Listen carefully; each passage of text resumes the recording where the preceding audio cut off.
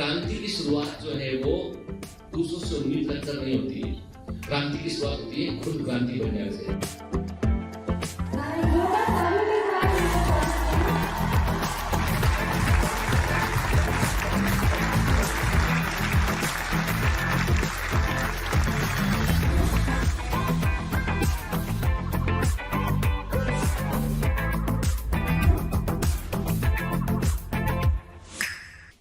Hello commanders, welcome to Biomentors classes online. I am doctor Jitendra Singh.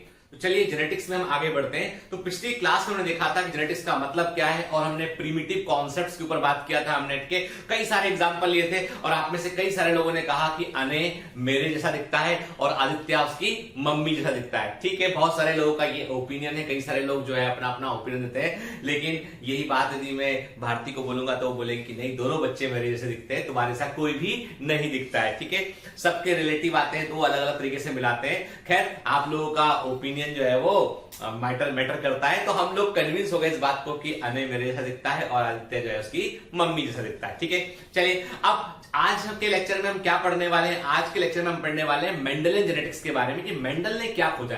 ऐसा क्या था जो मेंडल के पहले लोगों को मालूम नहीं था। मेंडल ने ऐसा क्या बताया जिसने कि जेनेटिक्स के पूरे वर्ल्ड को बदल दिया। हमारी जो सोच, जो अप्रोच है, उसको उसने चेंज कर दिया। ठीक है, तो आज के लेक्चर में हम बात करेंगे कि मेंडल ने ऐसा क्या किया जो दूसरे साइंटिस्ट नहीं कर पाए थे। मेंडल ने ऐसा क्या खोज लिया, उस पर हम बात करते हैं। तो समय खराब नहीं करते हैं, लेक्चर कंटिन्यू करते हैं हम। और कोई भी बेटा दिक्कत लेक्चर में जाती है तो आप मुझे कमेंट में लिख भेजिएगा। तो अगला में क्योंकि पिछले लेक्चर में कोई दिक्कत आपको नहीं गया, इसलिए कोई बात नहीं किया मैं आपने। और यदि इस लेक्चर में कोई कॉन्सेप्ट को समझने में दिक्कत आपको होता है तो बता दीजिएगा, तो मैं नेक्स्ट क्लास से आपको असाइन करूंगा। तो पहले आपके डाउट को मैं क्लियर करूंगा, फिर आगे बढ़ेंगे। ठीक है, एक दो दिन की बात है, मैं अपना काम रिज्यूम कर लूं तो फिर हम छोटे छोटे कुछ 5 से 10 इंपॉर्टेंट एमसीक्यू भी लेक्चर के पहले हम लेते हुए चलेंगे। उससे क्या होगा, जेनेटिक्स का डर निकल जाएगा। ठीक, जेनेटिक्स का चैप्टर जो थोड़ा डराता है, ठीक, तो वो डर आपका बाहर निकल जाएगा। मेरे साथ है ना, आप फोड़ के आएंगे हम। ठीक है, चलिए तो लेक्चर कंटिन्यू करते हैं। Hello commandos, welcome to Biomentors classes online. I am doctor Jitendra Singh और हम पढ़ रहे हैं genetics, principles of inheritance and variation. 12th class NCERT का एक चैप्टर है, one of the very important chapter, जिसको हमें अच्छे से समझना है। एक एक कॉन्सेप्ट हमारे दिमाग में रहना चाहिए। पिछली क्लास में हमने क्या बात किया था, हमने देखा था पिछली क्लास में कि मेंडल के पहले अनुवांशिकी के बारे में लोग क्या सोचते थे।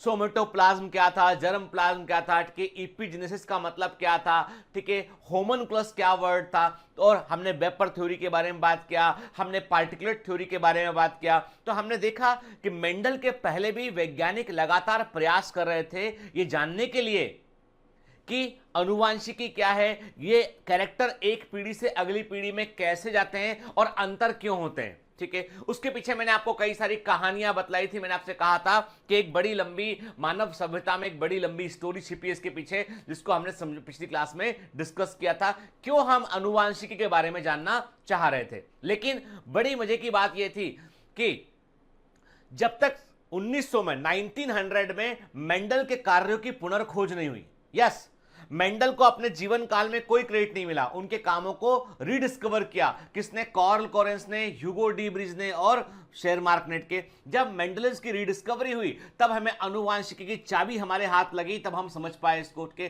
तो हम अपनी स्टोरी को जो है वो आगे कंटिन्यू करेंगे। तो मैंने आपसे पहले भी कहा था कि this is a beautiful story, जहां पर हमने जो है वो पहले लेक्चर 1 में हमने किरदार गढ़े, हमने समझा इस बात को कि हम क्या समझने जा रहे हैं, क्या पढ़ने जा रहे हैं। ठीक है, आज हम स्टोरी के हीरो के बारे में बात करेंगे। आज हम इंटर करेंगे उस हीरो के बारे में जानने की कोशिश करेंगे जिसने जेनेटिक्स के जटिल सिद्धांतों को, जो गुत्थियां, जो पजल उलझी हुई थी, उसको सुलझाने में रोल प्ले किया। कौन थे वो scientist? Gregor John Mendel. Clear? चलिए, ठीक है। और मैंने आपसे कहा था कि पिछली क्लास में हमने देखा था रोमन साम्राज्य के बारे में बात किया था। हमने कहा था कि वहां पे जो है वो कैसे प्योरिटी ऑफ ब्लड पर वो यकीन करते थे उस चीज का। और मैंने ये भी देखिए, पिछली क्लास से भी कई सारे एमसीक्यू बनते हैं, लेकिन वो एमसीक्यू आपको जेनेटिक्स के चैप्टर में नहीं मिलेंगे, आपको इवोल्यूशन में, बेसिक्स ऑफ बायोलॉजी के अंदर वो बढ़ जाएंगे एमसीक्यू। ठीक है, क्योंकि देखिए इपिजेनेसिस एग्जाम में पूछा जाता है, जर्म प्लाज्म, सोमेटोप्लाज्म एग्जाम में पूछा जाता है, पैनजेनेसिस एग्जाम में पूछा जाता है। ठीक है ना, किसने दिया था सिद्धांत, एक सिंपल सा क्वेश्चन आता है। और सबसे बड़ी इनब्रीडिंग डिप्रेशन एग्जाम में आता है, हम आगे डिस्कस करेंगे जेनेटिक्स में उसको। तो पिछली क्लास में हमने जो है कई सारे अलग अलग हिस्सों को हमने वहां पर टच किया था, ठीक है। तो कुल मिलाकर बात यह थी कि हमें एक पजल को सुलझाना है, समझना है हमको, ठीक है। और आपको बता दूं कि मेंडल के पहले कई सारे वैज्ञानिकों ने, जैसे एक साइंटिस्ट थे कॉल र्यूटर, ध्यान से बात सुनिए, मेंडल के पहले एक वैज्ञानिक थे कॉल र्यूटर, और कॉल र्यूटर एक बड़े वैज्ञानिक थे, उन्होंने भी कई सारा प्रयास किया उन्होंने के, और उन्होंने टोबैको प्लांट पर अपने एक्सपेरिमेंट किए, लेकिन उनको परिणाम नहीं मिले। एक साइंटिस्ट थे नोगेली, उन्होंने भी प्रयास किया, उनको परिणाम नहीं मिले के। तो मेंडल के समकालीन जो थे कई वैज्ञानिक, उन्होंने भी कोशिश की, लेकिन वो मेंडल के समान प्रयोग नहीं कर पाए। तो आज हम जानने की कोशिश करेंगे, जबकि मेंडल एक बड़े वैज्ञानिक नहीं थे, मेंडल एक बड़े साइंटिस्ट नहीं थे, केवल एक चर्च में पादरी थे, और उन्होंने ऐसा क्या किया उन्होंने कि उन्होंने खोज निकाला, और दुनिया भर के वैज्ञानिक जो ऑफिशियली साइंटिस्ट का काम कर रहे थे, वो लोग नहीं खोज पाए। चलिए हम बात करते हैं आगे इस पर। तो मैंने आपसे कहा कि चलिए अब आज बात करेंगे फादर ऑफ जेनेटिक्स के ऊपर, ग्रेगर जॉन मेंडल के ऊपर के। याद रखिएगा बेटा, इनके बारे में थोड़ा सा डिटेल हमको दिमाग में रखना है, एग्जाम में पूछा जाता है। ग्रेगर जॉन मेंडल जो है उनका पूरा नाम है G.J. मेंडल, मतलब पूरा नाम इनका है ग्रेगर जॉन मेंडल, पूरा नाम इनका।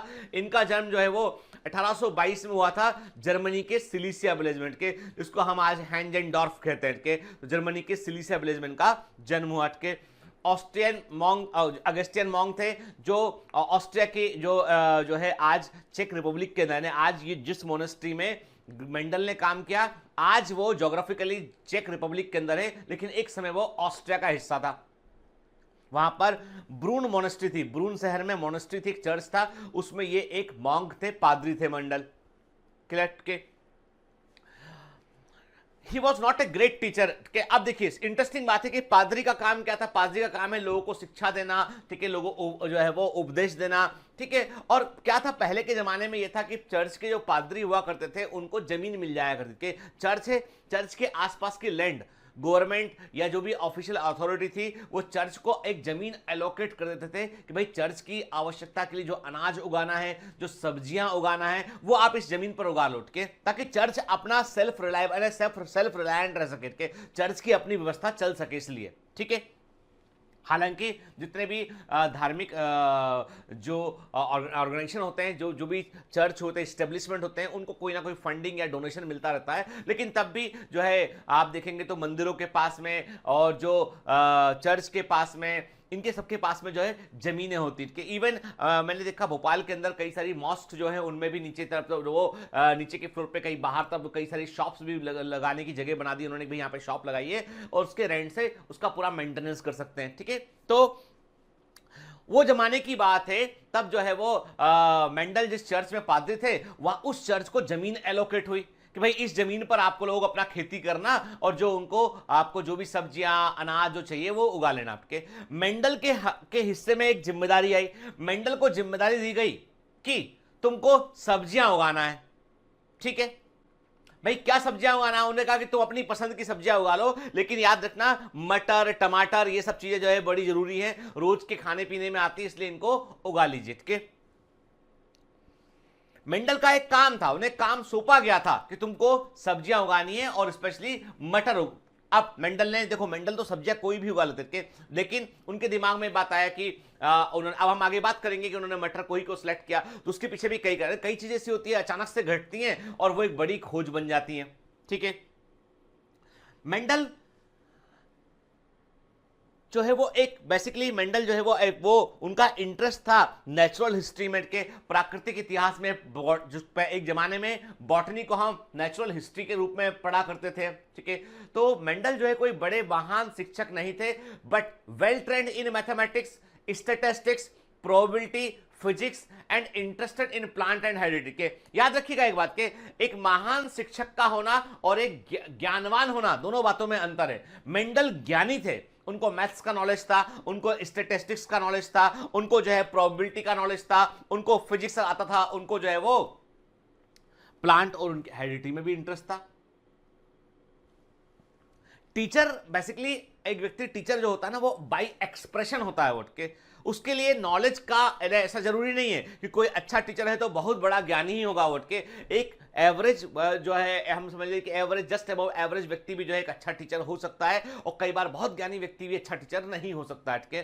तो इट डिपेंड्स कि क्या क्या व्यक्ति कैसे अपने आप को एक्सप्रेस करता है, ट्रांसमिशन ऑफ इंफॉर्मेशन क्या है, वो दैट इज इंपॉर्टेंट थिंग है। तो ऐसा इनके बारे में कहा जाता है कि he was not a great teacher, कि बच्चे इनको सुनना नहीं चाहते थे, जो भी जिनको वो पढ़ाया करते थे, they don't want to listen him, क्योंकि वो हो सकता है बोर पढ़ाते हो, ठीक है। तो अब 1851 के Mendel went to Vienna, Mendel Vienna गए और अपनी स्टडीज के लिए, जहां पर उन्होंने नेचुरल हिस्ट्री और मैथमेटिक्स की स्टडी की। तो 1851 में मेंडल वियना गए, जहां पर उन्होंने नेचुरल हिस्ट्री और मैथमेटिक्स का जो है अध्ययन किया उन्होंने के। अब while assigned to teach he was also assigned to tend the garden and grow vegetable to monk to eat के। जब पहुंचे चर्च के अंदर तो उन्हें कहा गया यहाँ पे कि भाई तुमको जो है वो कुछ काम सौंपते हैं। पहले के जमाने में क्या था, इंडिया के अंदर भी गुरुकुल हुआ करते थे। अब ये तो बहुत पुरानी बात नहीं, 19th सेंचुरी की बात है। तब जो है उनको भी काम असाइन किया गया कि आपको जो है वो अपने बाकी जो जितने भी पादरी हैं उनके जो सब ट्रेनिंग के लिए यहाँ पे आए, उनके लिए सब्जियां आपको उगाना है बगीचे में, उसको मैनेज करना, ये उनको काम दिया गया। ठीक है, ठीक। Mendel had great interest on plant hybridisation experiment. अब देखो बात इतनी सी है, जब इनको काम सौंपा गया तो इनका अपना एक इंटरेस्ट का फील्ड भी था कि वो प्लांट है ना, इसको इससे क्रॉस करा दिया, ये इनकी हॉबी थी कि उनको प्लांट हाइब्रिडेशन एक्सपेरिमेंट में मजा आया करता था। एक छोटी सी बात में मेंडल के बारे में यहां पे हम बता रहे हैं, तो मैं आपको छोटा सा एग्जांपल दूंगा कि एक बार एक व्यक्ति जो है वो कहीं पर हम ऐसा कहते हैं कि एक जगह पे कहीं पर एक जो है वो भव्य, ऐसा सुनिए, एक भव्य मंदिर बन रहा होता है कहीं पर के। ठीक, इमेजिन हम क्या कि एक भव्य महल, या मंदिर नहीं हम महल बोलते हैं, कि एक बड़ा महल बन रहा होता है। उस महल में जो है वो तीन लोग काम कर रहे होते हैं उसे बनाने के लिए के। ठीक, उसकी दीवार खड़ी कर रहे होते हैं। तो एक आदमी से एक व्यक्ति से पूछता, पहले वाले व्यक्ति से कोई पूछता है कि बताओ भैया तुम क्या काम कर रहे हो, तो वो ये बोलता है, गर्व के साथ बोलता है, वो कहता है कि यहां पर एक बड़ा महल बनेगा, दुनिया भर के लोग उस महल को देखने आएंगे, मैं उस महल को बना रहा हूं। वो जस्ट कारीगर होता है, मिस्त्री होता है, कि ईंटें जोड़ रहा होता है। वो क्या बोलता है, वो कहता है यहां पर एक बड़ा भव्य महल बनेगा और दुनिया भर से लोग उस महल को देखने आएंगे, और मैं उस महल के बनाने का एक हिस्सा हूं और इस दीवार को तैयार कर रहा हूं। दूसरे आदमी से पूछते हैं कि तुम भैया क्या कर रहे हो, वो बोलता है कि यहां पर एक महल बन रहा है, उसकी दीवार बना रहा हूं। ठीक है, दोनों के स्टेटमेंट में फर्क है। तीसरे व्यक्ति से पूछते हैं तुम क्या कर रहे हो, अरे मेरी किस्मत फूट गई थी, मेरी फूटी हुई किस्मत है, कोई दूसरा काम नहीं मिला तो आज मिस्त्री बन के काम करना पड़ रहा है, देखो मैं ईंटें जोड़ता फिर रहा हूं, इतना बुद्धिमान आदमी होके, और देखो दीवार बना रहा हूं। तीनों काम सेम कर रहे हैं पर तीनों के दृष्टिकोण में फर्क है। एक का दृष्टिकोण एकदम पॉजिटिव है, वो कहता है महल बना रहा हूं, लोग देखने आएंगे, महान हिस्सा बनेगा एक दिन के, तो गर्व महसूस करता है अपने काम में। और तीसरा वाला जो है वो फूटी किस्मत बोलता है उसी चीज को। तो अप्रोच का फर्क होता है जिंदगी में, लाइफ में याद रखिए हमेशा फर्क आता है अप्रोच का। ठीक है, क्या आप जो काम कर रहे हैं उसको यदि आप पढ़ रहे हैं, मेडिकल एंट्रेंस की तैयारी कर रहे हैं और आप बोलते हैं कि आपको एक महान डॉक्टर बनना है, आपको कई लोगों की जिंदगी को बचाना है, आपको जो है वो इस तरफ जो है मेडिकल प्रोफेशन में आपको जो है एक ऐसा नाम बनाना है अपना कि जिस नाम को जो दुनिया भर के लोग जानते हो, तो जाहिर सी बात है नीट आपके सामने कुछ भी नहीं है, रेत के कण के समान है नीट का एग्जाम के। लेकिन आप बोलते हो अरे मैंने किस मनहूस घड़ी में लिया था और मैं पढ़ रहा हूं, आज नीट निकल जाए तो मेरी जिंदगी बन जाए, मैंने तो मैं क्या करूंगा, नहीं तो मेरे लिए जिंदगी में कोई ऑप्शन नहीं बचेगा। जब आप ऐसा नेगेटिव सोचेंगे तो नेगेटिव चीजें घटने लगेंगी। तो प्लीज सोच को बदलिए। तो मेंडल के देखो काम सौंपा गया उनको, उनका इंटरेस्ट था प्लांट हाइब्रिडेशन में। अब उन्होंने क्या किया, उन्होंने कहा चलो ठीक है खेती कर ही रहे हैं, यहाँ पे फसल उगाई रहे हैं तो कुछ ना कुछ प्रयोग कर लेते। तो उन्होंने अपने वैज्ञानिक जो है वो अनुसंधान, साइंटिफिक इन्वेस्टिगेशन उन्होंने शुरू किए थे 1856 में। ये सारे ईयर जितने बताए, डिटेल बताए, सब एग्जाम में पूछे गए मेंडल के। ठीक है ना, क्लियर। और इनका जो कुल प्रयोग काल था वो था 1856 से लेकर 1863 के। तो इन्होंने कुल जो है वो 1856 से लेकर 1863 तक इन्होंने एक्सपेरिमेंट किए। तो मेंडल ने अपने प्रयोग कब शुरू किए, मेंडल ने अपने साइंटिफिक इन्वेस्टिगेशन जो है वो 1856 में शुरू किए, जो कि प्लांट हाइब्रिडाइजेशन एक्सपेरिमेंट थे, पौधों में संकरण करना। अब आप बोलोगे सर ये प्लांट हाइब्रिडाइजेशन का मतलब क्या है, इसका सिंपल मतलब बेटा ये है कि एक फ्लावर से पॉलन ग्रेन निकालिए, दूसरे फ्लावर को पॉलिनेट कर दीजिए, और ये सब कुछ आप आर्टिफिशियली कर रहे हैं। ठीक है, दैट इज दी हाइब्रिडाइजेशन, ताकि आप एक हाइब्रिड को तैयार कर सके। ठीक है। अब मेंडल ने जो भी अपने एक्सपेरिमेंट किए उनको उन्होंने प्रस्तुत किया था, उन इन्वेस्टिगेशन को प्रस्तुत किया उन्होंने 1865 में he presented the result of his investigations. Clear, ठीक है। His paper was first time published in the proceedings of the society in 1866। याद होगा आपको, लेक्चर नंबर 1 में मैंने आपको एक लिखा हुआ पेपर दिखाया था, याद है कि उसमें ईयर भी डला हुआ था। तो मैंने आपसे कहा था कि मेंडल का जो पेपर था the experiments on plant hybridisation, तो वो पेपर जो है वो 1866 में जो है पब्लिश हुआ, 1866 में पब्लिश हुआ था, प्रोसीडिंग्स ऑफ द सोसाइटी, जो कि एक वैज्ञानिक कमेटी थी उसके सामने इसको प्रस्तुत किया गया। ठीक।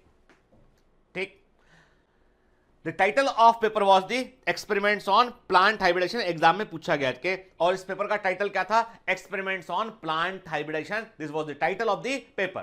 क्लियर, ठीक है। तो ये यहां से कहानी शुरू होती है पूरी के, और ये पेपर जो है वो उस समय पब्लिश हुआ के। ठीक। अब मेंडल ने जो प्रयोग किया, किस पर प्रयोग किया? मेंडल ने गार्डन पी के बगीचा मटर के ऊपर प्रयोग किया उन्होंने। गार्डन पी साइंटिफिक नेम इसका होता है पाइसम सटाइवम के, पाइसम सेटाइवम के, ये इसका साइंटिफिक नेम है के। तो मेंडल ने बगीचा मटर गार्डन पी पर अपने प्रयोग किए, ठीक है। उसको उन्होंने एक्सपेरिमेंटल मटेरियल के रूप में यूज किया के। अब इसके लिए क्या किया उन्होंने? इसके लिए उन्होंने अपने तमाम इनके जो दोस्त यार थे, जो जानने वाले थे, उन सबसे बोला कि आपके रीजन में, आपके क्षेत्र में जो भी मटर की वैरायटी है उसको मुझे भेजो के। ऐसे करके उन्होंने अलग अलग जगह से उन्होंने जो है प्रोक्यूर का मतलब होता है अर्जित करना, बुलाना के। तो इन्होंने क्या किया? 34 वेराइटीज ऑफ पी उन्होंने जो है वो जिनमें कंट्रास्टिंग फीचर थी उनको उन्होंने इकट्ठा किया, ठीक है। भाई प्रयोग करने के लिए वैरायटी तो चाहिए, तो उन्होंने 34 वैरायटी मटर की जो थी जिनमें कंट्रास्टिंग फीचर थे।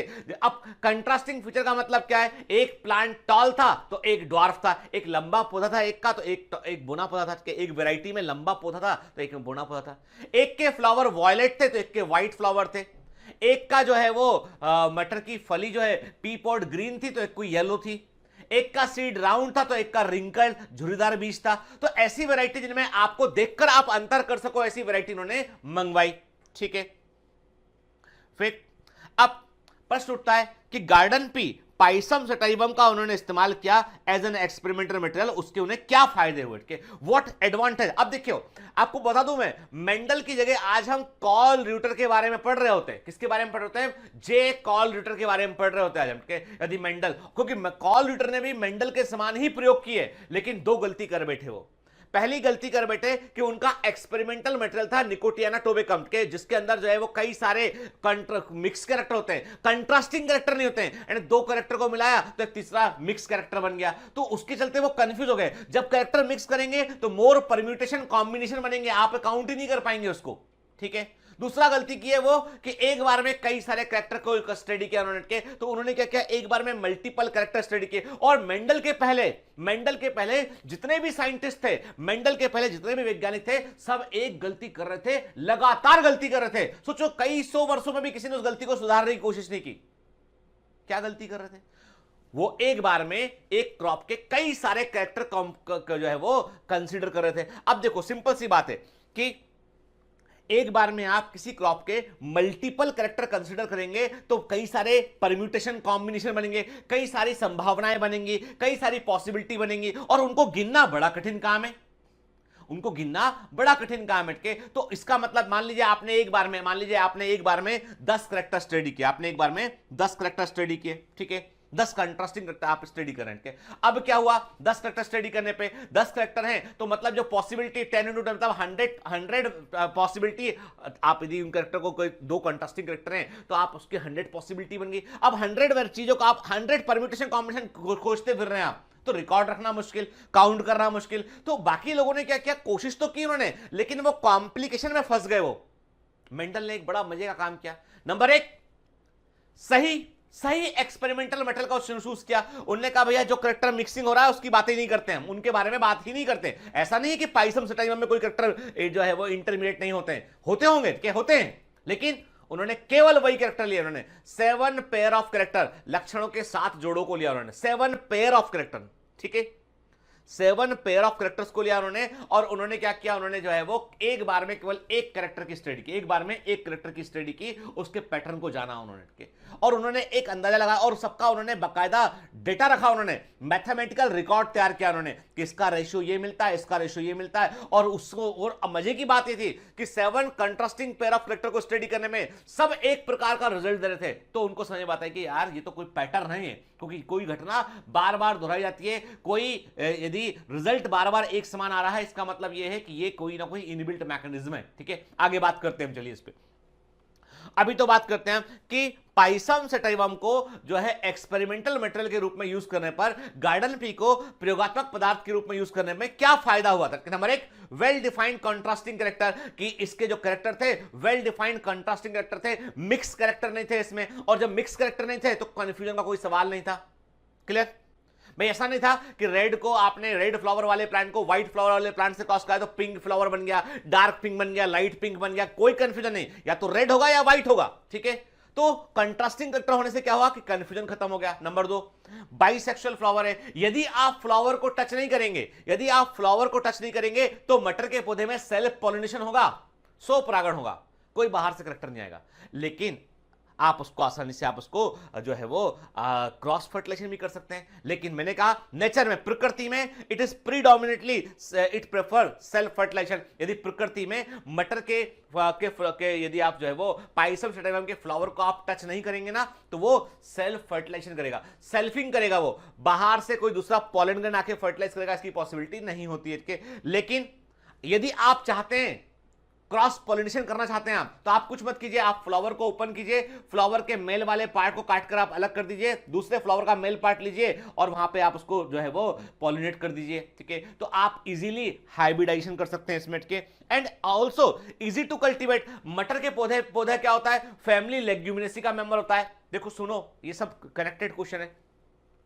पाइसम सेटाइवम जो होता है it is basically A pulse, ये एक दाल है, दाल मतलब फैमिली लेग्यूमिनेसी का मेंबर है। फैमिली लेग्यूमिनेसी के मेंबर जो होते हैं उनकी जड़ों की गांठों में, उनकी रूट में नोड्यूल पाए जाते हैं, जिनको हम क्या बोलते हैं, रूट नोड्यूल बोलते हैं। रूट नोड्यूल के अंदर बैक्टीरिया होता है, राइजोबियम बैक्टीरिया होता है, जो नाइट्रोजन फिक्स करने का काम करता है। मतलब यह है कि आपको मटर के पौधे में, आपको दालों को उगाने के दौरान आपको यूरिया नहीं छिड़कना पड़ता है, आपको खाद की आवश्यकता नहीं होती है, क्योंकि इनके पास में रूट नोड्यूल बनाने वाले बैक्टीरिया होते हैं। जो रूट नोड्यूल के अंदर बैक्टीरिया होते हैं, राइजोबियम बैक्टीरिया होता है जो कि नाइट्रोजन फिक्स करने का काम करता है। तो इजी टू कल्टीवेट है, कोई खाद नहीं डालना, कोई स्पेशल केयर नहीं करना। ठीक है, ये फायदा है। और सबसे बड़ी बात है, एनुअल प्लांट है, एक साल में आप क्रॉप ले लो, अगली बार अगली पीढ़ी उगा लो आपके। यदि ये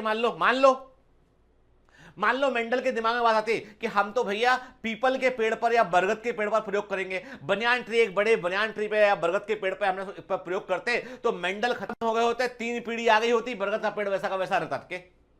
पता कैसे चलता कि अरे भैया आपका जीवन काल से, यदि जैसे एक्सपेरिमेंटल मेटल का जीवन काल अधिक है तो आप कैसे प्रयोग करोगे, कैसे उसकी 4 पीढ़ी की जानकारी रखोगे आप। तो मेंडल ने क्या किया, एनुअल प्लांट चुना के। तो जो पी था वो एनुअल प्लांट था, एक साल में उसकी, एक सीजन में फसल आती थी उसकी, खत्म, अगली बार बीज लगाओ, अगली फसल ले लो। तो वो 7 साल 8 साल के अपने 7 ईयर्स के एक्सपेरिमेंट में, 7 to 8 ईयर के एक्सपेरिमेंट में उन्होंने 7 से 8 पीढ़ियों को देख पाए वो। ठीक है, फिर उस क्लाइमेट के लिए जहां पर वो प्रयोग कर रहे थे, तो पाइसम सेटाइवम उस क्लाइमेट के लिए सूटेबल मटेरियल था, ये भी जरूरी बात है।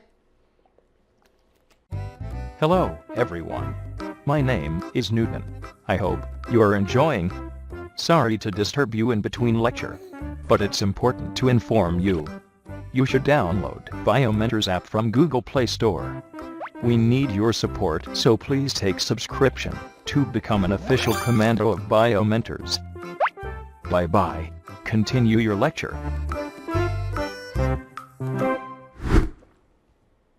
है ना, वहां के लिए सुटेबल मटेरियल था। तो कई बातें बड़ी अच्छी हुई, ठीक, जिससे कि पाइसम सेटाइवम एक बेहतर मटेरियल के रूप में निकला के। अब देखिए, हम देख रहे हैं पाइसम सेटाइवम गार्डन पी के हम फ्लावर को देख रहे हैं। इस फ्लावर में आपको साफ साफ दिखाई पड़ रहा है, याद रखिएगा कि बड़ा इंपॉर्टेंट है मॉर्फोलॉजिकल पॉइंट ऑफ व्यू से मैं आपको बता रहा हूं के कि जो यहां पर जो आप जो देख रहे हैं फ्लावर में जो पंखुड़ियों का जो अरेंजमेंट होता है उसको हम एस्टिवेशन कहते हैं। ठीक है, तो हम देख रहे हैं यहाँ पे कि हमें यहाँ पे वैक्सिलरी, क्या भी लिख लीजिए, वैक्सिलरी एस्टिवेशन हमको यहाँ पर देखने मिलता है। पाइसम सटाइवम में फैमिली लेग्यूमिनेसी में। अब ये क्या होता है मॉर्फोलॉजी में देखिएगा, प्लांट मॉर्फोलॉजी के अंदर ये जो चीजें बताई जाती है। ठीक है, चलिए अभी हम जो है वो उलझते हैं इसमें, अभी हम फ्लावर की मॉर्फोलॉजी में नहीं उलझते हैं, अभी हम बिल्कुल टू द पॉइंट बात करते हैं कि आपको एंथर दिखाई पड़ रहा है, एंथर होता है मेल पार्ट। एंथर क्या होता है बेटा, male part of the flower के, और जो है वो ओवरी क्या है, ओवरी का रिप्रेजेंट जो स्टिग्मा है, स्टिग्मा स्टाइल एंड ओवरी ये रिप्रेजेंट करती है फीमेल पार्ट के। तो हम क्या बोलते हैं कि जो कार्पल है वो होता है फीमेल पार्ट होता है, this is the female part के, और कार्पल का निचला हिस्सा होता है ओवरी के। तो आपको यदि क्रॉस फर्टिलाइजेशन करना है आपको, तो आप एंथर को काट के अलग कर दीजिए, दूसरे प्लांट का एंथर दूसरे फ्लावर से लाइए पॉलन ग्रैंड, वहां पे डस्टिंग कर दीजिए आप उसका, तो पॉलिनेशन हो जाएगा। ठीक है, क्लियर? ठीक है, तो इजी। अब मैंने आपसे कहा यदि आपको क्रॉस पोलिनेशन करना है, आपको कि आप चाहते हैं कि आप किसी और प्लांट से इस फ्लावर को पॉलिनेट करें, तो सबसे पहला काम तो करना पड़ेगा कि आपके पास जो फ्लावर है, चूंकि वो बाइसेक्सुअल फ्लावर है, तो उसके मेल पार्ट को निकाल के आपको बाहर करना पड़ेगा, उसके मेल पार्ट है एंथर को काट के अलग करना होगा। तो इसे बोलते हैं हम इमैस्कुलेशन कहते हैं हम, IMPA। ठीक है, बड़ा कॉमन है, एग्जाम पूछा जाता है फॉर हाइब्रिडाइजेशन, संकरण के लिए। It is the removal of anther from A bisexual flower, के एक बाइसेक्सुअल फ्लावर से मेल पार्ट को काटकर अलग कर देना, ताकि गलती से कहीं सेल्फ फर्टिलाइजेशन ना हो सके, हो जाए के। और याद रखिएगा ऐसा करने से क्या होता है, आप सेल्फ फर्टिलाइजेशन को प्रिवेंट करते हैं के, क्योंकि आपने यदि फ्लावर के मेल पार्ट को काटकर बाहर कर दिया है तो वो फ्लावर सेल्फ पॉलिनेट नहीं हो पाएगा, so that self pollination is prevented and hybridisation is promoted के। तो इमैस्कुलेशन वर्ड का मतलब क्या है, तो मैस्कुलाइन वर्ड मतलब होता है मेल के लिए, इमैस्कुलेशन मतलब होता है मेल पार्ट को निकालकर बाहर कर देना। तो एक बाइसेक्सुअल फ्लावर में से मेल पार्ट को एंथर को रिमूव करना इमैस्कुलेशन कहलाता है। ठीक है, क्लियर? और जनरली इसको मॉर्निंग में करते हैं। अब आप पूछोगे सर इसका क्या संबंध है, ताकि प्लांट की हीलिंग, प्लांट में हीलिंग, यदि आप इवनिंग में रात में करेंगे तो फ्लावर के डैमेज होने की संभावनाएं बढ़ जाती हैं, तो मॉर्निंग में करने में कहता है कि प्लांट की हीलिंग पावर बेहतर होती है, इसलिए वो हील कर जाता है। ठीक है, मतलब वो हिस्सा तो कट गया लेकिन फ्लावर को डैमेज नहीं पहुंचता है। ठीक है, Pisum sativum if not disturb always self fertilise, के यदि आप ऐसा नहीं करेंगे तो हमेशा पाइसम सटाइवम सेल्फ फर्टिलाइजेशन करता है। ठीक है, ठीक, और हम आसानी से इसमें इमैस्कुलेशन करके मेल पार्ट को हटा के आसानी से हम इसको जो है वो क्रॉस हाइब्रिडाइजेशन कर सकते हैं, क्रॉस पोलिनेशन यहां पर कर सकते हैं आपके। देखिए साइंटिस्ट जो है वो आप देख रहे हैं इमेज के अंदर कि मेल पार्ट को जो है वो एक एक इक्विपमेंट इंस्ट्रूमेंट की वजह से उसको निकाल के बाहर कर रहे हैं, एक प्रकार से जो है वो प्लग करने वाला इंस्ट्रूमेंट उससे पकड़ के उसको बाहर कर रहे हैं। ठीक है, अब मेंडल ने अपने एक्सपेरिमेंट में किन कैरेक्टर को स्टडी किया के, याद रखिएगा very very IMP and most frequently asked question के, सबसे कॉमन पूछा जाने वाला क्वेश्चन के। तो मेंडल ने अपने एक्सपेरिमेंट में जो है वो उन्होंने 7 पेयर ऑफ कैरेक्टर की स्टडी, 7 पेयर ऑफ कैरेक्टर के लक्षणों के 7 जोड़ों का अध्ययन किया के। Why it is called pair, क्योंकि देखो बेटा हर एक कैरेक्टर, जैसे मैंने कहा लेंथ ऑफ द प्लांट, पौधे की लंबाई, तो 2 पॉसिबिलिटी थी, टॉल और ड्वार्फ, तो एक जोड़ा हो गया, टॉल एंड ड्वार्फ एक पेयर हो गया। हमने कहा यहां पे कि फ्लावर कलर की बात की हमने, पर्पल और white, that is the character is flower colour, जोड़ा क्या हो गया, पर्पल और व्हाइट, है ना। तो हमने कहा कि हमने 7 कैरेक्टर, जो 7 कंट्रास्टिंग कैरेक्टर थे जो जोड़े में प्रेजेंट थे, उनकी स्टडी किया। अब क्या कैरेक्टर थे, देखिए ध्यान से बात सुनिए, उन्होंने क्या किया, जैसे हम बात करते हैं कि सबसे पहले हम बात करते हैं लेंथ ऑफ द प्लांट के, लेंथ ऑफ द प्लांट के, लेंथ ऑफ द प्लांट के, पी प्लांट, हम किसकी बात कर रहे हैं, length of the P plant, मटर के पौधे की लंबाई। ठीक है, एक प्लांट था टॉल, दूसरा था डॉर्फ के, लॉन्ग मतलब टॉल, टॉल या डॉर्फ। ठीक है, 2 पॉसिबिलिटी थी यहां पे। ठीक है, फिर आते हैं हम फ्लावर पे, हमने कहा फ्लावर था इसमें पर्पल और व्हाइट। ठीक है, कुछ बुक्स में लिखा हुआ है रेड और व्हाइट, वो भी सही है, पर purple and white is more accurate, क्या, तो पर्पल एंड व्हाइट। ठीक, फिर सीड की बात करें यहां पे हम, तो सीड राउंड गोल बीज या झुर्रीदार बीज, राउंड सीड और रिंकल सीड। फिर बीजों का रंग येलो सीड या ग्रीन सीड। ठीक है, फली का रंग की बात करें हम, ग्रीन पोड और येलो पोड, पोड मतलब फली के, यानी ग्रीन पोड है या येलो पोड के। फिर पोड का शेप की बात करें, पोड का फली फूली हुई है या दबी हुई है के, इन्फ्लेटेड है या कॉन्स्ट्रिक्टेड है, संकुचित फली है। ठीक है, तो ये 7 पेयर ऑफ कैरेक्टर उन्होंने स्टडी किए, वेरी वेरी IMP, और ये भूलना नहीं है पुट के। आप देखो एग्जामिनर इतना चतुर है, वो पूछता आपसे मेंडल ने सीड के ऊपर कितने पेयर ऑफ कैरेक्टर लिए? 2 लिए, seed shape and seed colour, seed shape and seed colour, ठीक है ना बेटा, है ना। फ्लावर पर एक कैरेक्टर है, क्या है? फ्लावर का कलर एंड फ्लावर की पोजीशन। एक कैरेक्टर है फ्लावर का कलर और फ्लावर की पोजीशन, 2 कैरेक्टर के। फ्लावर पे 2 कैरेक्टर है, फ्लावर का कलर और फ्लावर की पोजीशन के। कलर क्या है? पर्पल एंड व्हाइट, पोजीशन है एक्सेल और टर्मिनल, ठीक है। फॉर हम पी पोड की बात करें, मटर की फली की बात करें, 2 कैरेक्टर है, पी पोड कलर और पोड शेप, क्लियर, ठीक है। तो चलिए, तो एकदम दिमाग में डाल लेंगे इनके कि what are the 7 pair of character and 7 जोड़ी लक्षण क्या थे जिनका अध्ययन मेंडल ने किया। नंबर 1 फ्लावर कलर था, रेड व्हाइट या हम वायलेट व्हाइट कह सकते हैं, दोनों बातें सेम के। तो कई बार एग्जाम में आपको रेड व्हाइट आएगा बेटा, तो याद रखिएगा कि एक जो है कलर्ड है और दूसरा व्हाइट है के। तो मैंने कहा पर्पल और व्हाइट लेते हैं यहाँ पे। फिर फ्लावर की पोजीशन, फ्लावर का जो है वो पोजीशन एक्सियल अक्षीय होगा या टर्मिनल होगा के। फ्लावर जो है वो एक्सिस में लगेगा या सिरे पे लगेगा, तो एक्सेल और टर्मिनल के। फिर सीड कलर की बात करें येलो या ग्रीन, सीड शेप की बात करें राउंड और रिंकल्ड, पोर्ट कलर की बात करें हम ग्रीन या येलो के। पोर्ट शेप की बात करते हैं हम फूला हुआ है, इन्फ्लेटेड है या कांस्टेंट है, संकुचित है। और प्लांट लेंथ की बात करते हैं वो टॉल है कि ड्वार्फ है, ठीक है। तो ये 7 पेयर ऑफ कैरेक्टर के। तो फ्लावर कलर पर फ्लावर के ऊपर 2 कैरेक्टर हैं, कलर एंड पोजीशन। सीड के ऊपर 2 कैरेक्टर हैं, कलर एंड शेप। फली के ऊपर 2 कैरेक्टर है, कलर एंड शेप, ठीक है। और लेंथ के ऊपर केवल 1 कैरेक्टर है बेटा, ठीक है। तो ये हमने जो है मेंडल ने उनका स्टडी किया, ये 7 पेयर ऑफ कैरेक्टर का ही उन्होंने स्टडी किया, ठीक है। अब देखिए मेंडल ने जो 7 पेयर, आपको क्लियर कर दूं कि मेंडल ने जो 7 पेयर ऑफ कैरेक्टर स्टडी किए, दैट इज वेरी इंपॉर्टेंट, क्योंकि कई सारी फाइंडिंग्स इन 7 जोड़ी लक्षणों को अध्ययन करने पर हमको मिलती है। अब आप बोलोगे सर आपने ऐसा क्यों लिखा था इसमें टॉल एंड डॉर्फ, आपने डॉर्फ एंड टॉल क्यों नहीं लिखा? इसके बारे में हम आगे बात करेंगे, जब हम जेनेटिक्स की टर्मिनोलॉजी को समझेंगे तब हम बात करेंगे। अभी जेनेटिक्स में अभी क्या है, हमको फंडामेंटल लेक्चर शुरू के 2-3 लेक्चर जो होते हैं ना बेटा, वो फंडामेंटल को समझने के लिए होते हैं। उसके बाद फिर जेनेटिक्स में हम आगे हाई स्पीड में आगे बढ़ सकते हैं। तो अभी हमको इंपॉर्टेंट बात हमारे लिए कि हमें बेसिक कॉन्सेप्ट समझ में आना चाहिए। तो what are the reasons for Mendel success? अब प्रश्न उठता है कि कोशिश तो चल रही थी कई दिनों से, लेकिन क्या कारण था कि मेंडल सक्सेसफुल हुए और बाकी इनके पहले के साइंटिस्ट जो इनसे अधिक विद्वान थे, बड़े वेल एस्टेब्लिश लोग थे, वो सक्सेसफुल नहीं हुए? व्हाई मेंडल बिकम्स सक्सेसफुल के? तो हम कहते हैं नंबर एक इन्होंने बिल्कुल सही एक्सपेरिमेंटल मेथड को चुना, जिसमें कोई भी जो है वो ऐसे कैरेक्टर, कंफ्यूजिंग कैरेक्टर प्रेजेंट नहीं थे, जो कंट्रास्टिंग कैरेक्टर ना हो, जो मिक्स कैरेक्टर हो, या हम ऐसा बोलते हैं ब्लेंडिंग इनहेरिटेंस नहीं था इसमें। ब्लेंडिंग इनहेरिटेंस का मतलब है कि 2 कैरेक्टर के मिलने पे एक तीसरा नया कैरेक्टर बन गया। तो इन्होंने एक सही एक्सपेरिमेंटल मेथड को चुना इन्होंने। दूसरा सबसे बड़ा कारण, biggest reason is that he consider 1 character at 1 time.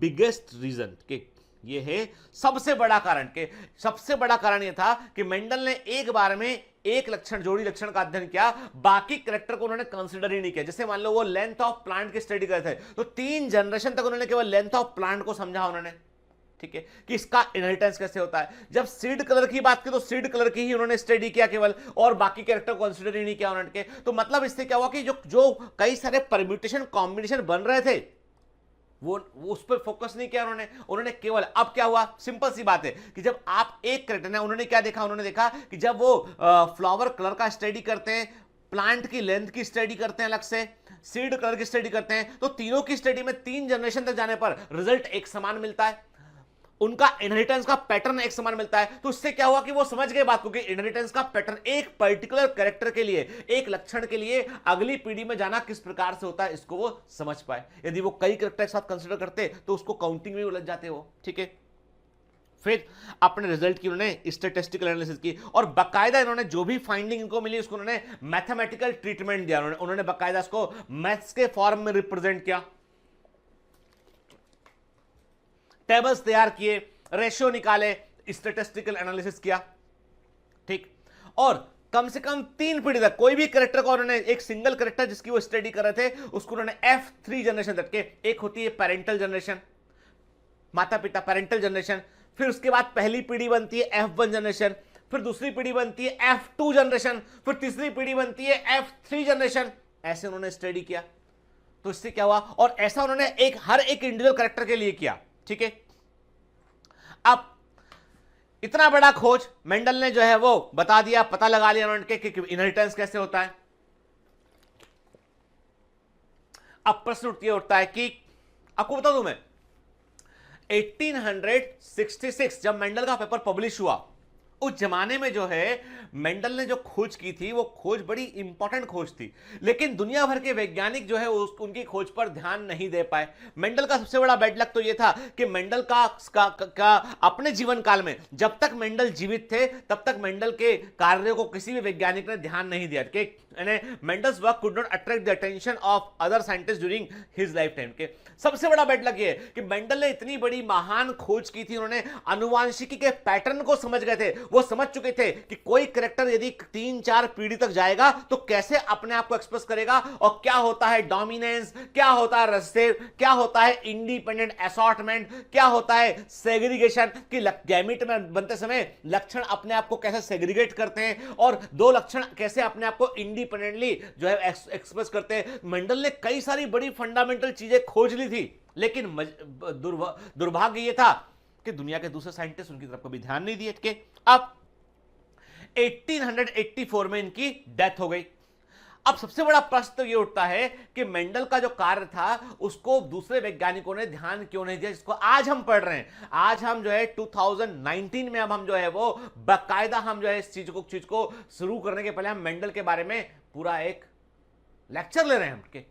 क्यों इतना इंपॉर्टेंट था तो उस जमाने में ध्यान क्यों नहीं दिया? नंबर 1, आप कौन हैं, किस प्लेटफॉर्म से बोलते हैं, इसका बड़ा महत्व है। आज हमारे देश में कोई बड़ा पॉलिटिशियन है, बड़ा बिजनेसमैन है, यदि वो कुछ कहता है तो लोग उसको सुनते हैं, अटेंशन देते हैं उसकी बात पे।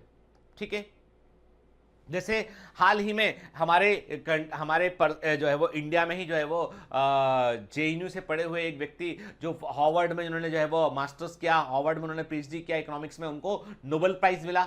ठीक है, अब दुनिया भर के लोग उनकी बात है, वो कुछ बोल रहे हैं, लोग सुन रहे हैं, अखबार लिख रहे हैं।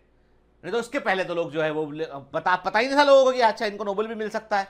सोचिए आपके, तो इसका मतलब यह है कि आप कौन हैं, आप कहां से बोल रहे हैं, इसका बड़ा फर्क पड़ता है। लोग उसको प्रायर अटेंशन देते हैं। कि मेंडल चर्च में पादरी थे।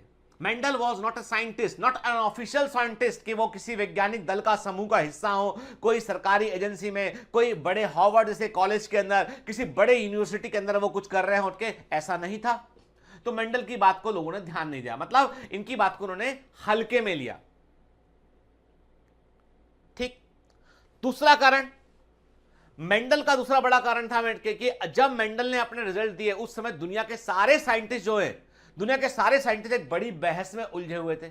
अब आप बोलोगे वो बड़ी बहस क्या थी? वो था ओरिजिन ऑफ स्पीसीज। डार्विन की बुक आ चुकी थी मार्केट में। आप सोचिए, डार्विन की बुक पब्लिश हो चुकी थी डार्विन के बारे में। अब डार्विन ने जो कहा ना कि व्यक्ति जो है वो किसी भी, उसने ओरिजिन ऑफ स्पीसीज को बतलाया, उसने बतलाया कि मनुष्य का विकास बंदरों से हुआ है, कि जो मंकीज हैं उससे इवोल्यूशन हुआ है और वैसे जो है वो मनुष्य बना है। और इस कॉन्सेप्ट ने, जब डार्विन ने ऐसा कहा ना, तो पूरी दुनिया में हल्ला मच गया। इतना हल्ला मच गया कि हर आदमी के 2 ग्रुप बढ़ गए वैज्ञानिकों के। एक जो डार्विन के सपोर्ट में थे वो लोग कम थे संख्या में, दूसरे जो डार्विन के विरोध में थे। क्योंकि क्यों हल्ला क्यों मचा? क्योंकि साफ साफ लिखा है बाइबल में, गॉड ने डे 1 पे इसको बनाया, डे 2 पे इसको बनाया, आखिरी में उन्होंने ह्यूमन बींग्स को बनाया। 8 दिन के अंदर, 1 वीक के अंदर पूरा सृष्टि का निर्माण हुआ है। और ऐसा लिखा, और जो है धर्म के अकॉर्डिंग जो स्टैटिक कॉन्सेप्ट है कि मनुष्य तो मनुष्य है, वैसा का वैसा था वो। कोई ऐसा नहीं हुआ कि उसको अलग से बनाए कि बंदर से जो है वो आदमी बन गया हो। लोगों ने डार्विन से कहा, डार्विन तुम पागल हो गए हो, तुम कैसे बोल सकते हो? तुम्हारे पिताजी होंगे बंदर, उनके पिताजी होंगे बंदर, हम तो, हमारे तो पिताजी बंदर नहीं थे, उनके पिताजी बंदर नहीं थे। दुनिया भर के लोग जो है डार्विन के पोस्टर चला रहे थे, डार्विन का विरोध हो रहा था। और तो मजे की बात यह कि एक स्कूल में एक टीचर ने डार्विन की थ्योरी को पढ़ा दिया, डार्विन के बारे में बता दिया बच्चों को, स्कूल के बच्चों को। खबर बाहर गई, उस टीचर को पुलिस ने अरेस्ट कर लिया। तुमने कैसे डार्विन के बारे में बता दिया बच्चों को? डार्विन गलत है, एकदम गलत है। दुनिया भर में जो है वो चर्च के सामने, आगे पीछे, विज्ञान, सब जगह पे जो है वो लोग विरोध करते, डार्विन हाय हाय, डार्विन हाय हाय। क्यों? क्योंकि डार्विन ने बता दिया ओरिजिन ऑफ, इसमें उन्होंने कहा कि जो प्रजातियां जैसी है वैसी नहीं है, वो ग्रेजुअली इवॉल्व कर रही हैं। दुनिया भर में बहस चल रही है कि आदमी का पूर्वज कभी बंदर था या नहीं था। डार्विन सही है या गलत है, बड़ा हल्ला मच गया पूरे में। और सोचिए, जो डार्विन के बारे में बता रहा था उस सबको जेल जाना पड़ रहा था, नोटिसेस इशू हो रहे थे। मैं बायोमेंटर्स ऑनलाइन में एक ऑनलाइन फिल्म्स के अंदर एक मूवी बनाया हम लोगों ने चार्ल्स डार्विन के ऊपर, वो मूवी को जरूर देखिएगा आप। वो मूवी का मैं आपको जो है वो लिंक जो है वीडियो के नीचे प्रोवाइड कर दूंगा। और एक मूवी सेम टाइम पे ग्रेगर जॉन मेंडल के ऊपर हमने बनाया हुआ है, वो भी देखिएगा। आपके दोनों मूवी देखिएगा, दोनों वैज्ञानिकों के अप्रोच में फर्क आपको समझ में आएगा। दोनों साइंटिस्ट जो है ऑलमोस्ट टाइम पीरियड को ओवरलैप कर रहे थे वो। तो डार्विन का जो हल्ला था कि डार्विन ने बताया कि जो है वो ओरिजिन ऑफ स्पीशीज हुआ, एविडेंसेस प्रोवाइड किए, फॉसिल्स एविडेंसेस के बारे में बात किया। उनकी बुक जो है, यानी आप सोचिए हैरी पॉटर की जो बुक है ना, जेके रॉलिंग की बुक हैरी पॉटर है, जैसे वो छपने के पहले ही बिक जाया करती है, लोग बुक कर देते हैं बुक को पलट के। डार्विन की ओरिजिन ऑफ स्पीशीज का जब पहला वॉल्यूम पब्लिश हुआ ना, हाथों हाथ बिक गया, अवेलेबल नहीं था वो। दूसरा वॉल्यूम आया तो और दुनिया भर के लोग उसका अखबारों में कॉलम छपता था, डार्विन इज लायर, डार्विन ने ऐसा कहा, डार्विन ने धर्म को चुनौती दी है। और तमाम जगह से उसके उनके नाम से लोग कह रहे थे कि डार्विन को ऐसा कर रहा है, डार्विन ने ये गलत किया, वो गलत किया, तमाम। आप सोचिए इतनी बड़ी बात चल रही है, इतना बड़ा हल्ला चल रहा है कि आदमी का पूर्वज बंदर था या नहीं था। इतने में कोई आदमी के पास चिट्ठी पहुंचती है, एक लेटर पहुंचता है। मटर के गोल पीले मटर के बीज, कुछ गोल थे कुछ झुर्रीदार थे, के हरे बीज, पीले बीज, लंबा मटर का पौधा। अरे क्या कागज फेंक देगा था, बोले हम कितनी बड़ी बात कर रहे हैं, आदमी का पूरा बंदर था या नहीं था, तुम कहां बीच में आ गए लेके। ये मटर के गोल पीले बीज, बीज लंबा मटर का पौधा, बोना मटर का पौधा, हरी फली, पीली फली, झुर्रीदार बीज, गोल वाला बीज, लाल वाला फूल, सफेद वाला फूल। और बात क्या चल रही है, आदमी का पूर्वज बंदर था कि नहीं था, हल्ला मचा हुआ है। Bad luck, pure bad luck. ऐसे समय में आपने अपनी बात बोल दी है जब जो है दुनिया हल्ला कर रही है इतने शांत तरीके से। और सबसे बड़ी बात, बायोलॉजिस्ट के पास में चिट्ठी पहुंची, उनका बकायदा पेपर का कॉपी पहुंचा जिसमें इतना रेशियो निकला, हमने 300 बीज गिने, इतने बीज इतने निकले। क्या पागल आदमी है, हाँ क्या लिख के भेज रहा है ये। बायोलॉजिस्ट के पास में बकायदा कोई लंबी चौड़ी थ्योरी लिखने के बजाय वो भेज रहे हैं स्टैटिस्टिक्स भेज रहे हैं, मैथमेटिक्स भेज रहे हैं, ये रेशियो 3:1, 9:3:3:1। बायोलॉजिस्ट आदमी, यार हम बायोलॉजिस्ट है ही इसीलिए कि हमको मैथ्स नहीं जमता, हम बायोलॉजिस्ट है ही इसीलिए कि हमको मैथ्स नहीं जमता, और तुम हमको लिख के भेज रहे हो mathematical treatment, origin of species, बड़ा साइंटिस्ट ना होना, ये सब बातें जो है वो नेगेटिव चली गई। वो मेंडल को पूरे जीवन काल में मालूम ही नहीं चला कि वो क्या खोज लिए, पूरे लाइफ में उनको ये पता ही नहीं चल पाया कि वो क्या खोज लिए थे। वो जब उनकी जब डेथ हुई ना 1884 में, सीरियसली यू कैन इमेजिन कि ही इवन डोंट नो कि वो साइंटिस्ट है या नहीं है। बड़ा दुख होता है जान के कि मेंडल को काश कोई बता पाता अपने कि तुमने जो खोजा है ना मेंडल, वो दुनिया की सबसे बड़ी खोज में से एक है। बहुत दुख होता है इस बात को जानकर कि एक वैज्ञानिक जिसने इतना बड़ा योगदान दिया, उसको अपने जीवन काल में ये मालूम ही नहीं चला कि वो क्या कर बैठा है, और उसको किसी ने रिकॉग्निशन नहीं दिया। वो चर्च में पादरी थे, पादरी का जीवन जिए और वैसी उनकी डेथ हो गई। ठीक है,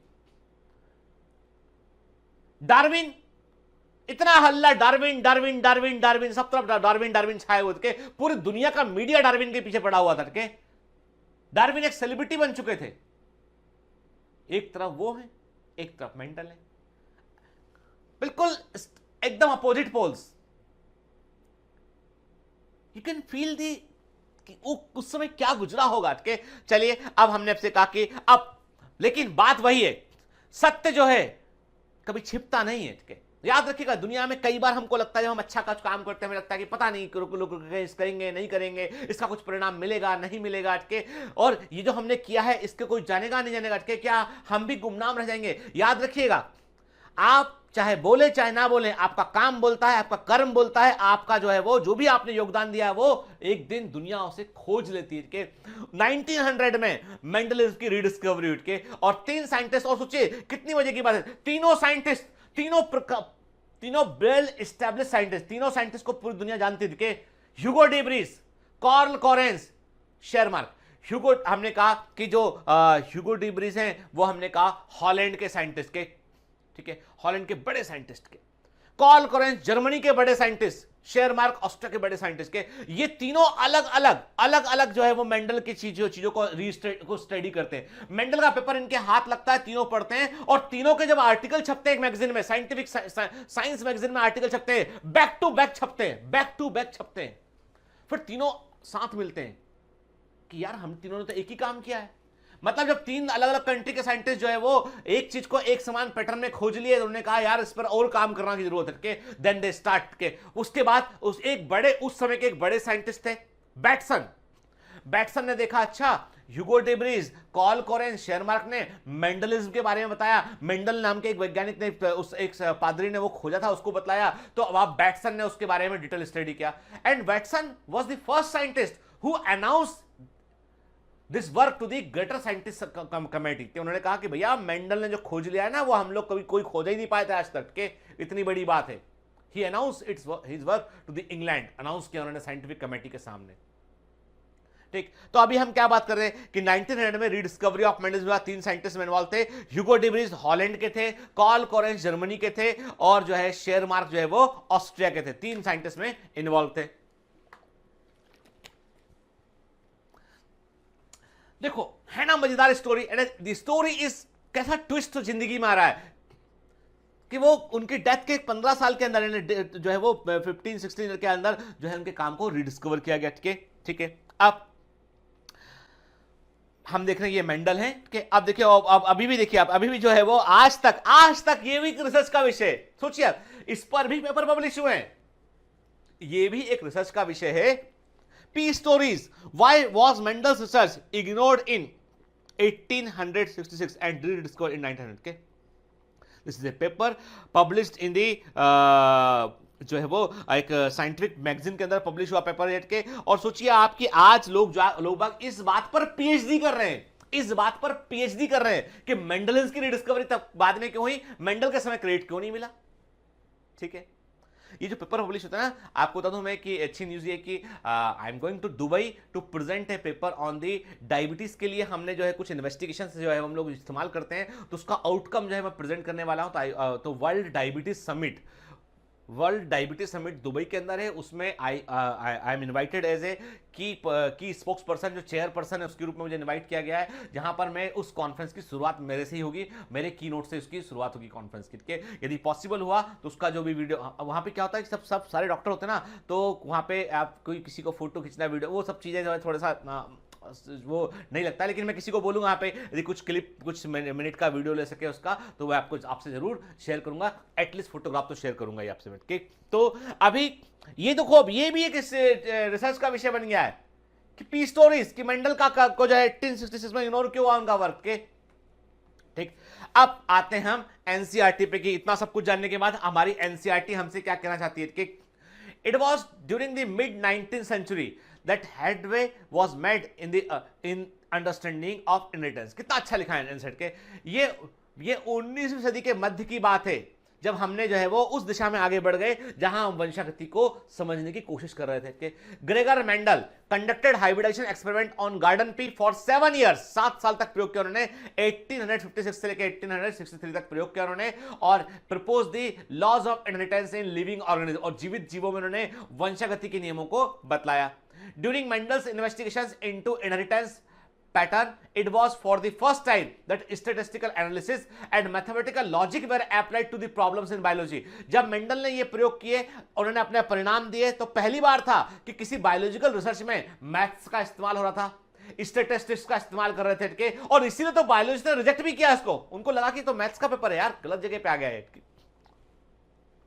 फिर his experiment had a large sampling size which gave greater credibility or to the data that he collected। अब इनके पास तो बड़ा बड़ा खेत था, उस खेत में ये कल्टीवेट करते थे, तो इनके पास में डेटा दे रहे हैं, ये कई सौ प्लांट को जो है वो का एक कैरेक्टर के लिए कई सौ प्लांट को जो तैयार करते थे और उसकी स्टडी करते थे, तो इनका लार्ज सैम्पलिंग साइज था डेटा काट के। फिर also the confirmation of his inferences from experiment on successive generation on his test plant proved that his results pointed to general rule of inheritance rather than being unsubstantiated ideas के। दूसरी बात कि जो भी इन्होंने खोज निकाला उसको उन्होंने बाकायदा एक परिणाम के रूप में लिखा के उन्होंने रिजल्ट बतलाया। उन्होंने कोई अपने मन से कोई हाइपोथेसिस, कोई थ्योरी वो नहीं दिया। उन्होंने कहा कि ये पैटर्न मुझको देखने मिल रहा है, इसका मतलब ये होता है कि, तो इन्होंने बाकायदा जो है जनरल रूल्स बताए। इन्होंने कहा कि यदि एक कैरेक्टर का हम वंशागति करेंगे तो एक पहली पीढ़ी में ये होगा, दूसरी पीढ़ी में ये होगा। तो उन्होंने जनरल रूल दिए, जैसे डोमिनेंस का सिद्धांत बतलाया, इंडिपेंडेंट असॉर्टमेंट के बारे में बात किया, इन्होंने के सेग्रीगेशन के बारे में बात किया। हालांकि सच बात तो ये कि मेंडल ने अपने जो भी काम मेंडल ने किए थे, किसी को भी उन्होंने नियम का रूप नहीं दिया। मेंडल के कार्यों को नियम का रूप दिया था कार्ल कोरेंस ने। यह भी क्वेश्चन एग्जाम में है। मेंडल के कार्यों को प्रिंसिपल्स या नियम का रूप दिया था कार्ल कोरेंस ने के, लेकिन मेंडल ने जो कंक्लूजन लिखे थे, मेंडल ने बेसिकली कंक्लूजन लिखे थे, उन्होंने निष्कर्ष लिखे थे जिसको बाद में रूल माना गया। ठीक है। Mendel investigated character in the P plant that were manifested two opposing traits, say tall or dwarf, yellow and green के. This allowed him to set up a basic framework of rules governing the inheritance के. अब इन्होंने क्या किया, जो character लिए वो contrasting character लिए, और इससे क्या होता था कि वो उनकी स्टडी आसान हो गई कि कैरेक्टर का इनहेरिटेंस किस तरह का अगली पीढ़ी में देखने मिल रहा है, उसको आसानी से वो काउंट कर पाए थे। तो कॉम्प्लेक्सिटी को उन्होंने कम किया, इन्होंने सिंप्लिसिटी पर फोकस किया, उसके अकॉर्डिंग उन्होंने चीजों को खोज निकाला। ठीक है।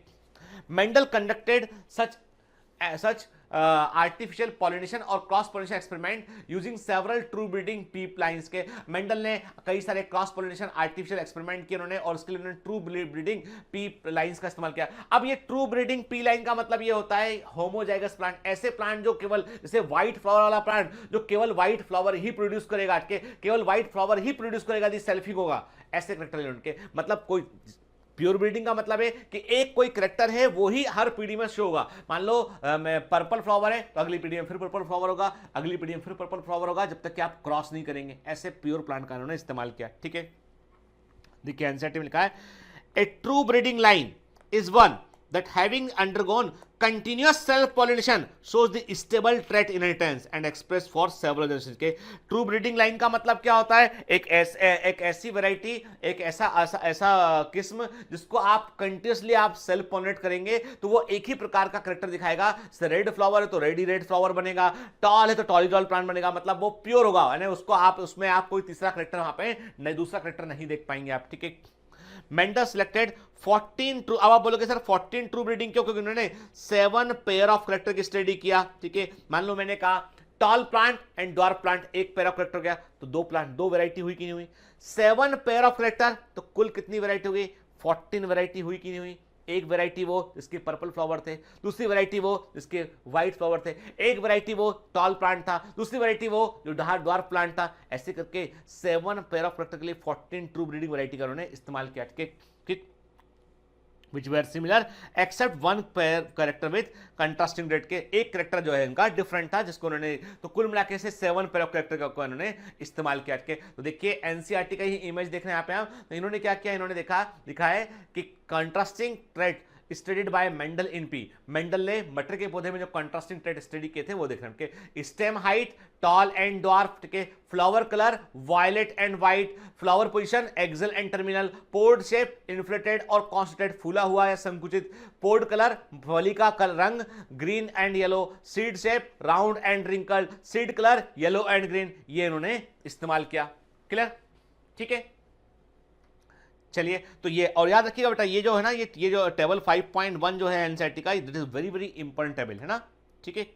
चलिए तो आज हमने क्या देखा, आज हमने बात किया प्योरली मेंडल के ऊपर बात किया। उनके मेंडल हमने देखा मेंडल ने क्या काम किया, क्या एक्सपेरिमेंटल मटेरियल था, उसके क्या एडवांटेजेस थे, कि मेंडल ने अपनी खोज किस तरीके से की, क्या उन्होंने बेहतर किया दूसरों की तुलना में, उन्होंने के मेंडल के कार्यों को रिडिस्कवर किसने किया, क्यों अपने समय में उनको क्रेडिट नहीं मिला, इसके बारे में हमने बात किया। नेक्स्ट क्लास में हम इससे आगे बात करेंगे। तो याद रखिएगा पूरा जेनेटिक्स बड़ा इंटरेस्टिंग है बेटा, उसको एक स्टोरी के समान ही सुनेगा। कि आपको लग सकता है कि सर ने जो है वो 50 मिनट पढ़ाया, एक पेज लिख पाए हम, तो नहीं। इंपॉर्टेंट थिंग इज दैट कि you understand the entire concept, that is more important thing. क्या, और हमको जेनेटिक्स में क्या है कि हमको कॉन्सेप्चुअल चैप्टर है पूरा, तो आपको ऐसी स्टोरीज में एक कहानी के रूप में आपको याद रखना है। और जिंदगी में मैं कह रहा हूं आपसे, आप जेनेटिक्स कभी दोबारा नहीं भूलेंगे, आपको हमेशा जिंदगी भर याद रहेगा आपको। तो पढ़ते रहिए, मेहनत करते रहिए। All the best. तो आज के लेक्चर में देखा आपने कि मेंडल ने क्या काम किया और मेंडल के काम को क्या रिकॉग्नाइज नहीं कर पाए तो उस समय तो हमने काफी सारी कहानी सुनी और मैंने आपसे पहले भी कहा है कि biology is like a story, it's a beautiful story और इस स्टोरी को हमें अच्छे से समझना है। तो चलिए रिवाइज कीजिए, पढ़िए, डीपीएस सॉल्व कीजिएगा, पढ़ते रहिए बेटा, मेहनत करते रहिए। All the best. Hi. To become an official commando of Biomentors, join us at www.biomentors.online. Here you can solve daily practice papers, an online test. You can download performance enhancement sheets. You can track your progress. You can interact with other fellow commandos. Join us and prepare yourself. It's a commando training for your success. Download Biomentors online app from Google Play Store.